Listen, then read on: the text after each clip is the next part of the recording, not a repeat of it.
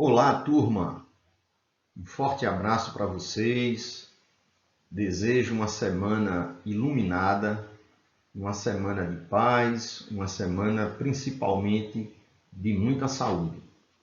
Estamos vivendo um momento muito delicado, e preocupante em relação à pandemia da Covid-19, que exige um cuidado extremo por parte de todos nós.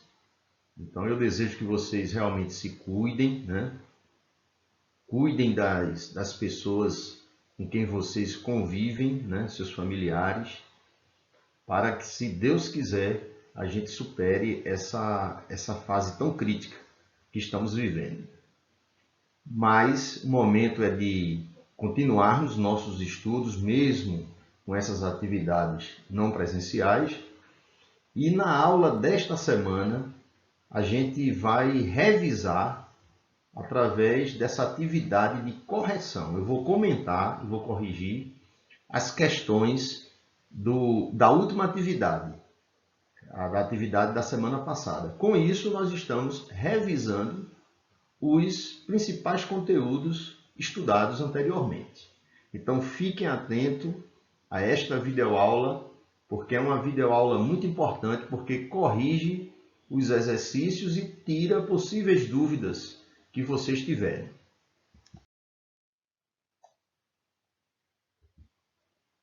Bem, para a primeira questão, primeiro exercício realizado, nós temos aqui um cartaz, Um cartaz que fala aí a respeito, é um cartaz do Ministério da Saúde, O seu filho quer 2 gotinhas da sua atenção. Ó, 2 gotinhas, a gente já vê aí o personagem junto à criança, um personagem muito conhecido, O Zé Gotinha, que já dá para a gente uma ideia de que o cartaz fala a respeito de campanha de vacinação, que é uma vacinação contra a paralisia infantil.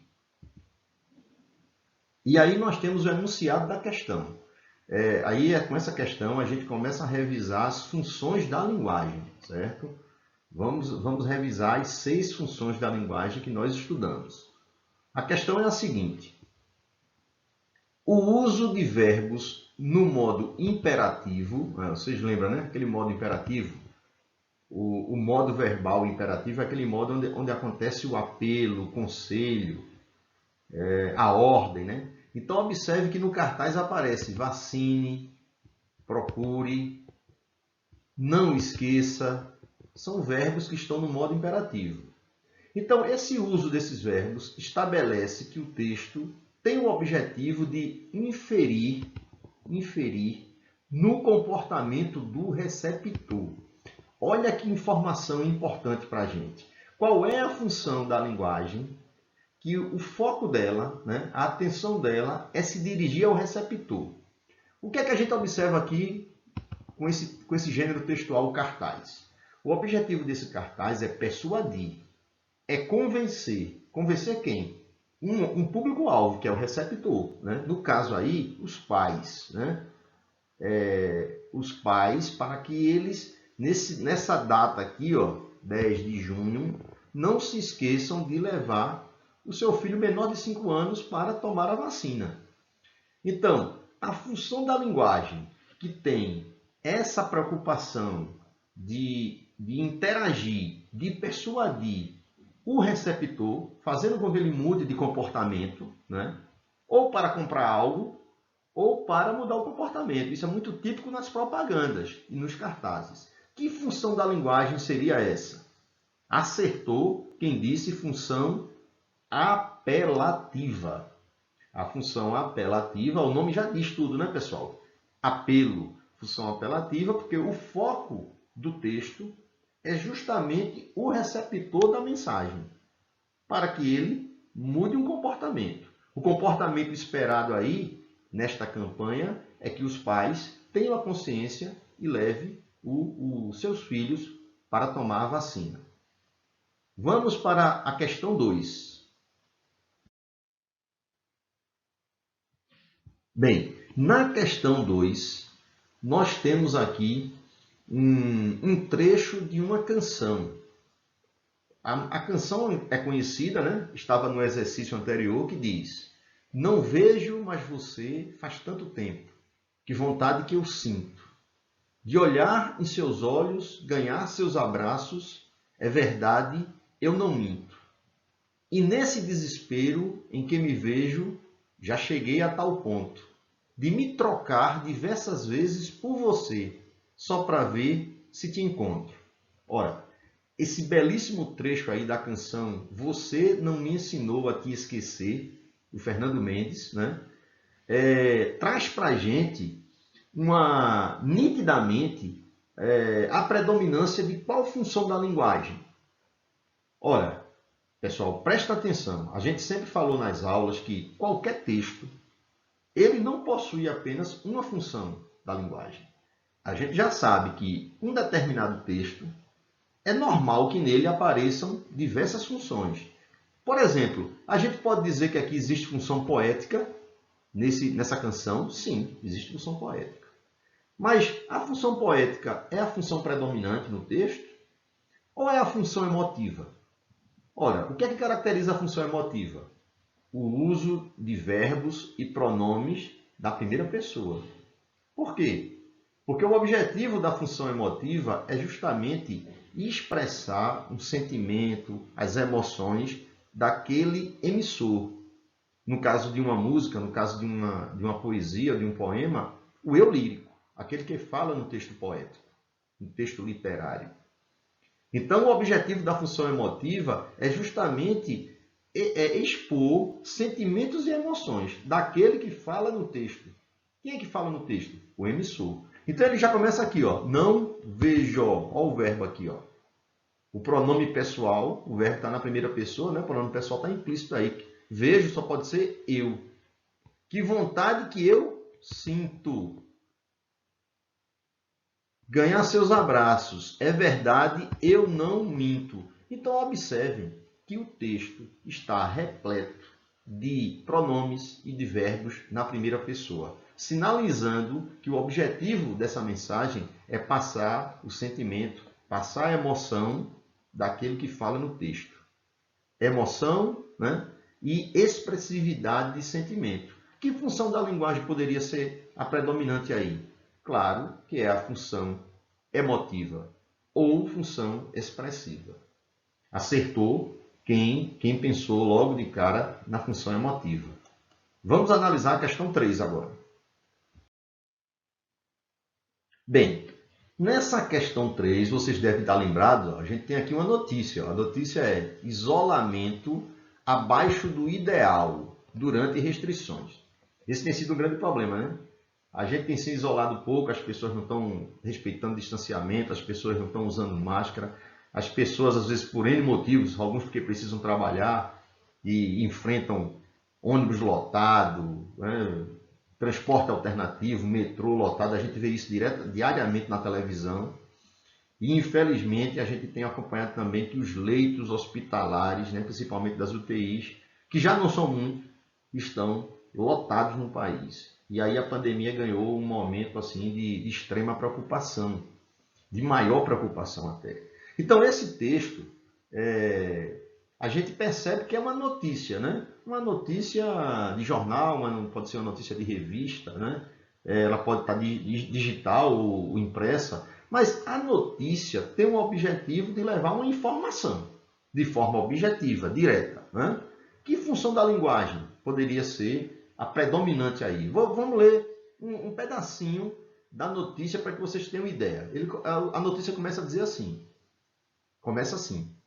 Começa hoje, às 20 horas, o segundo fim de semana de proibição de atividades não essenciais em Pernambuco, que também estão vetadas em dias úteis, das 20 horas às 5 horas, de acordo com o mais recente decreto estadual. Então, gente, a notícia, ela vai nessa linha aí, levando informação a respeito desse contexto das medidas adotadas por meio de um decreto em Pernambuco.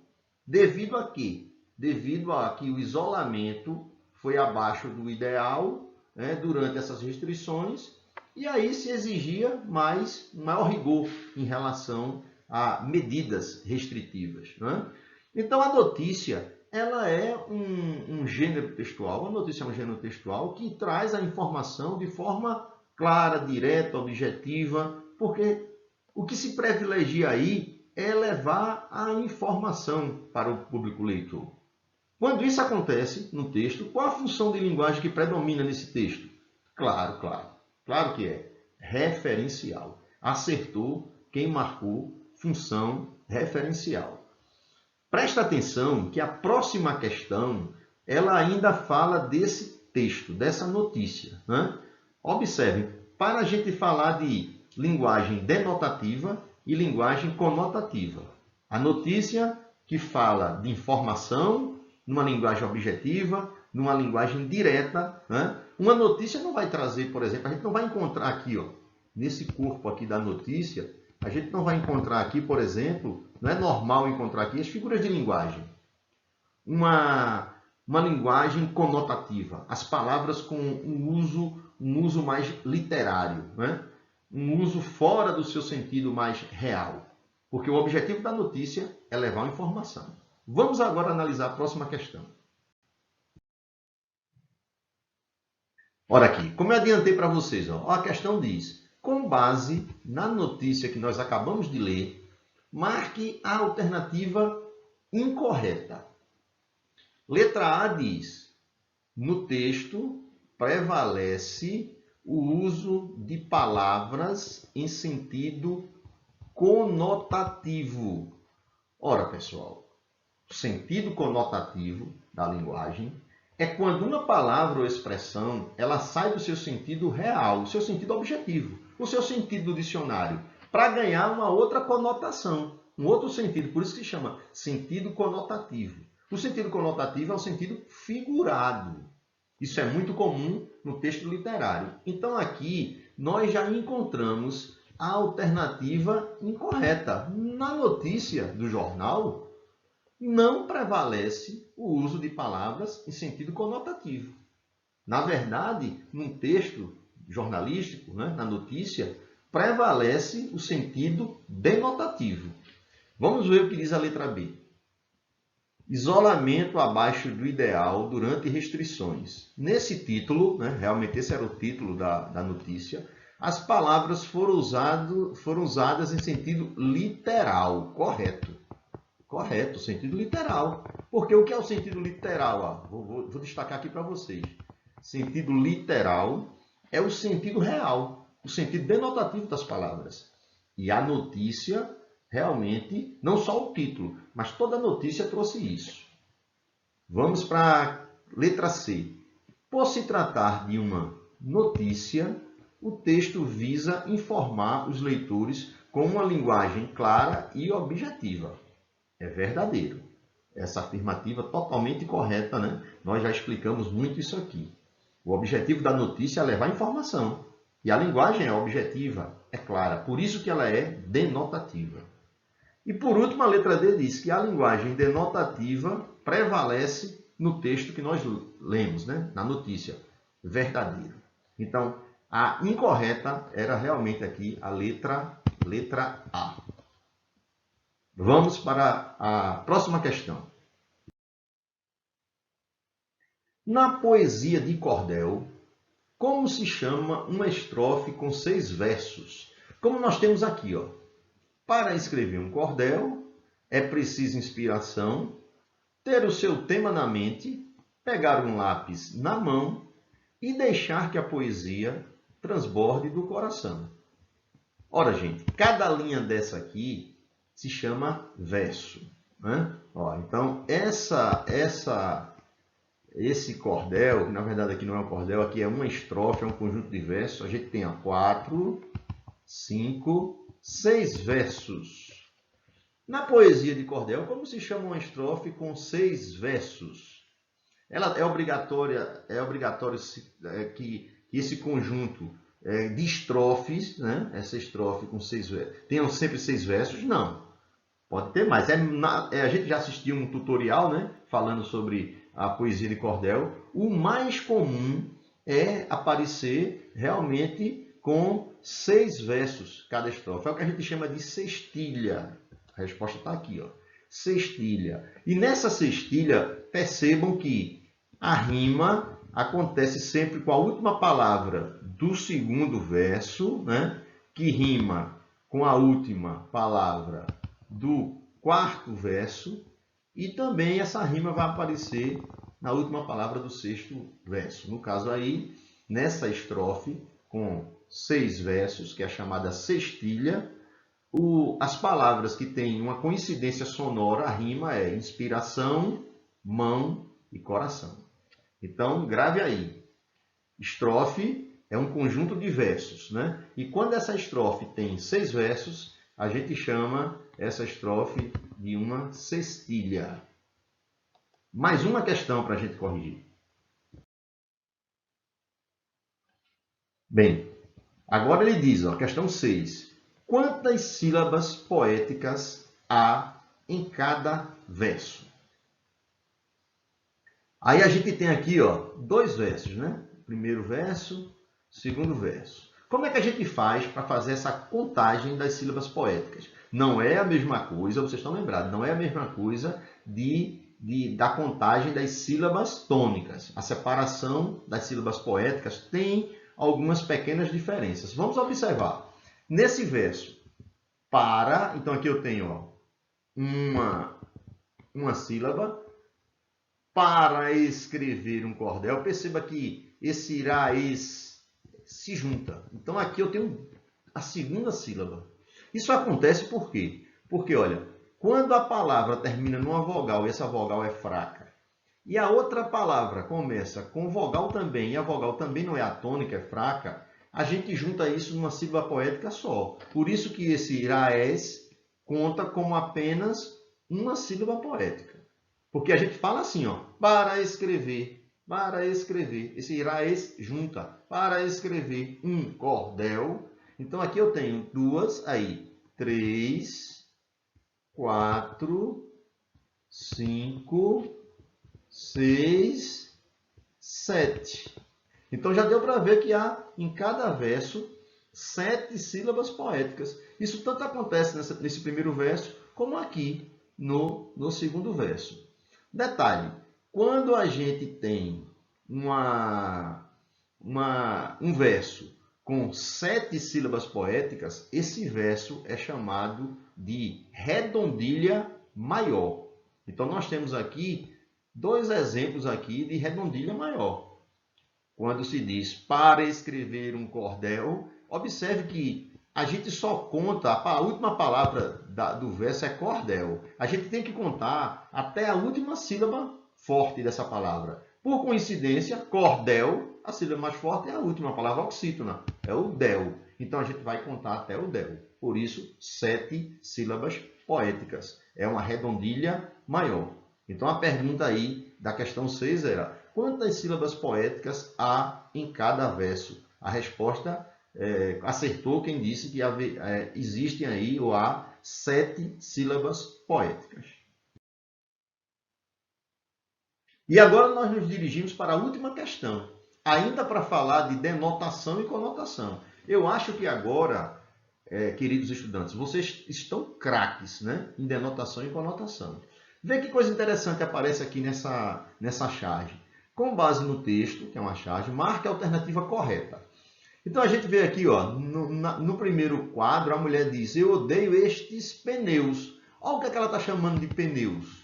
Olha o que ela está chamando de pneus. Isso aí é a palavra normal, real, para essa parte aí, quer dizer, essa gordura localizada que a mulher está pegando é pneu? Ah, não.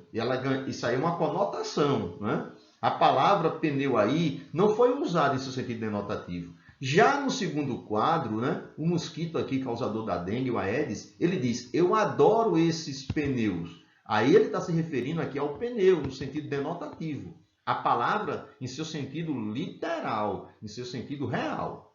Né? Então, marque a alternativa correta. A letra A diz: pneus, na fala da mulher, tem sentido denotativo. A gente já viu que não. O sentido aqui na fala da mulher pneus é conotativo. B. pneus na fala da mulher tem sentido figurado. Agora sim, letra B, alternativa correta. Realmente ela usou a palavra pneus aqui, ó, para representar que ela não está satisfeita com essa gordura localizada aí, que de forma conotativa se chama de pneu, né, ou pneus, é o que diz a letra B. Na fala dela tem sentido figurado essa palavra pneus. A letra C diz, pneus na fala do mosquito tem sentido conotativo, errado. Ó. Aqui na fala do mosquito ele está se referindo realmente ao real, pneu, sentido denotativo. E na letra D diz que a mulher usou a palavra pneus em sentido literal. Não, ela não usou em sentido literal, porque o que é o sentido literal? Sentido literal é o sentido real. É o sentido que a palavra tem lá no dicionário, a primeira definição que se encontra no dicionário. Sentido literal é o sentido denotativo. Então, minha gente, nós chegamos ao final, né, dessa aula de revisão e de correção e comentário das questões estudadas. Espero que eu possa ter tirado as dúvidas de vocês, né, a respeito da questão da denotação, da conotação, principalmente a respeito das funções da linguagem. E nós aproveitamos e estudamos também a questão da poesia de cordel. Então, até a próxima aula. Um beijo para todos vocês.